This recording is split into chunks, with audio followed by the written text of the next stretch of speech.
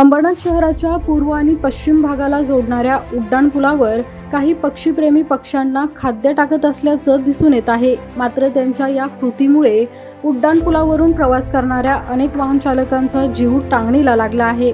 उड्डाणपुलाच्या संरक्षक भिंतींवर दोन्ही बाजूस काही नागरिक पक्ष्यांना खाद्य टाकतात। त्यांचं हे पक्षीप्रेम जरी असलं तरी मात्र ते उड्डाणपुलावर खाद्य टाकत असल्याने अचानक झेप घेणाऱ्या पक्ष्यांच्या थव्यामुळे दुचाकी चालकाचा अपघात होण्याची दाट शक्यता आहे।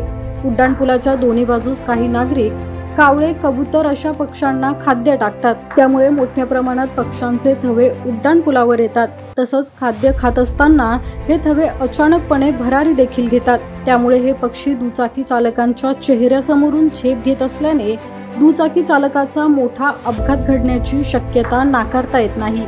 त्यामुळे मोठा अपघात घडण्यापूर्वी प्रशासनाने उड्डाणपुलावर पक्ष्यांना खाद्य टाकण्यास मनाई करण्याची आवश्यकता असल्याचं वाहन चालकांचं म्हणणं आहे।